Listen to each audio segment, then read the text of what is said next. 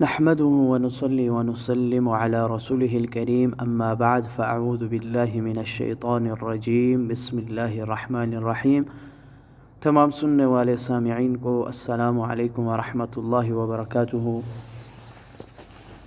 الحمدللہ ہمارے حروف کے مخارج مکمل ہو چکے ہیں کل کے سبق نمبر 14 میں، اور 4 تختیاں ہم نے نورانی قاعدے کے ہم نے پڑھ لی ہیں۔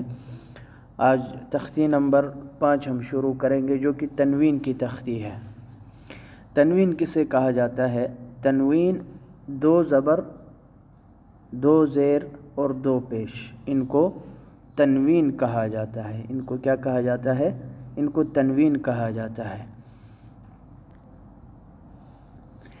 2 زبر 2 زیر اور 2 پیش، 2 زبر 2 زیر 2 پیش، ان کو تنوین کہا جاتا ہے۔ تو یہ جب ہم پڑھتے ہیں تو ادائیگی میں یہ نون کی آواز دیتے ہیں، ان کے آخر میں نون پڑھا جاتا ہے۔ جیسے میم 2 زبر من، میم 2 زبر من لکھا اس طرح جاتا ہے، لیکن پڑھنے میں ہم کیسے پڑھیں گے؟ میم 2 زبر من، آخر میں نون کی آواز یہ دے گا، آخر میں نون کی آواز یہ دے گا۔ اور اس تختی میں ایک بات یہ ذہن میں رکھیں کہ 2 زبر کے ساتھ الف، 2 زبر کے ساتھ الف، اور اسی طرح جو ہے یا، یہ لکھنے میں تو آتے ہیں لیکن پڑھنے میں یہ نہیں پڑھے جاتے ہیں۔ اب جیسے میم 2 زبر من اس طرح لکھا جاتا ہے، میم 2 زبر من، اس کو میم الف 2 زبر من نہیں پڑھیں گے، الف کو الف جو ہے وہ سائلنٹ رہے گا، الف کیا رہے گا؟ سائلنٹ رہے گا، الف کو ہم نہیں پڑھیں گے۔ اسی طرح یا کو بھی ہم اس میں نہیں پڑھیں گے۔ اور دوسری بات یہ اس میں ذہن میں رکھیں کہ تنوین کے بعد اگر حروف حلقی میں سے کوئی حرف آئے گا تو وہاں غنہ نہیں ہوگا۔ حروف حلقی ہم نے 6 ہم نے پڑھے تھے۔ تنوین کے بعد اگر حمزہ ہا، عین ہا اور غین خا، غین خا، اور اسی طرح لام اور را، 6 حروف حلقی اور 2 لام اور را، یہ انہیں حروف یرملون کہا جاتا ہے۔ ان میں سے کوئی حرف آئے گا تو وہاں پر غنہ نہیں ہوگا۔ کیا نہیں ہوگا؟ غنہ نہیں ہوگا، غنہ نہیں ہوگا۔ اگر تنوین کے بعد حروف حلقی میں سے کوئی حرف آ جائے، حمزہ ہا، عین ہا، غین خا، حمزہ ہا، عین ہا، غین خا میں سے کوئی حرف آ جائے، یا لام اور را میں سے کوئی حرف آ جائے، کس کے بعد؟ تنوین کے بعد۔ تنوین یعنی 2 زبر 2 زیر 2 پیش کے بعد کوئی حرف آئے گا تو وہاں پر غنہ نہیں ہوگا۔ یہ بات خوب اچھی طرح ذہن نشین کر لیں کہ تنوین کے بعد اگر حروف حلقی میں سے کوئی حرف آ جائے، حمزہ ہا، عین ہا، غین خا، یا لام اور را میں سے کوئی حرف آئے تو وہاں غنہ نہیں ہوگا۔ اگر ان کے علاوہ کوئی حرف آئے گا تو وہاں پر غنہ ہوگا۔ آج ہم یہ تختی پڑھتے ہیں، بسم اللہ کرتے ہیں۔ اعوذ باللہ من الشیطان الرجیم، بسم اللہ الرحمن الرحیم۔ میم 2 زبر من، میم 2 زیر من، میم 2 پیش من، من من من، من من من، غنہ کریں گے۔ اور غنہ کی جو مقدار ہے وہ ایک انگلی کو بند کرنا یا ایک انگلی کو کھولنا، یعنی بند انگلی کو کھول دینا یا کھلی انگلی کو بند کر دینا، یہ غنے کی مقدار ہے، یہ غنے کی مقدار ہے۔ اس سے زیادہ اس کو لمبا نہیں کرنا، اس سے زیادہ اگر لمبا کریں گے تو وہ صحیح اس کی ادائیگی نہیں ہوگی۔ من من من، اور غنہ کہاں سے نکلتا ہے؟ ہم نے مخارج میں پڑھا، ناک کا بانسا، ناک کا جو بانسا ہے یہاں سے غنہ ادا ہوتا ہے۔ من من من، با دو زبر بن، با دو زیر بن، با دو پیش بن، بن بن بن، واو دو زبر ون، واو دو زیر ون، واو دو پیش ون، ون ون ون، فا دو زبر فن، فا دو زیر فن، فا دو پیش فن، فن فن فن، سا دو زبر سن.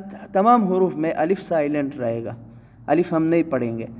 سا دو زبر سن، سا دو زیر سن، سا دو پیش سن، سن سن سن.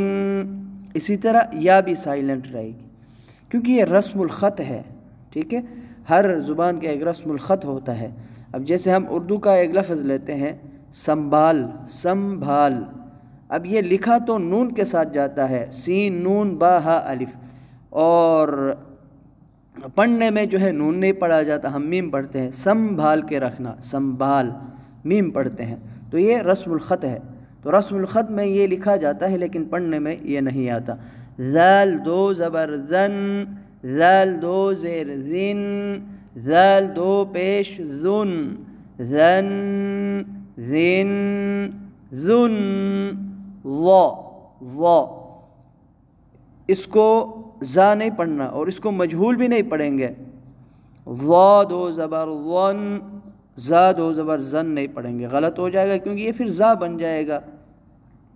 ظا دو زبر ظن، ظا دو زیر ظن، ظا دو پیش ظن، ظن ظن ظن، ظن ظن ظن.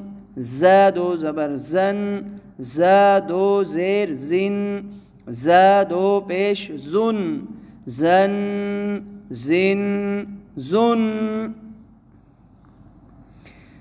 سین دو زبر سن، سین دو زیر سن، سین دو پیش سن، سن سن سن.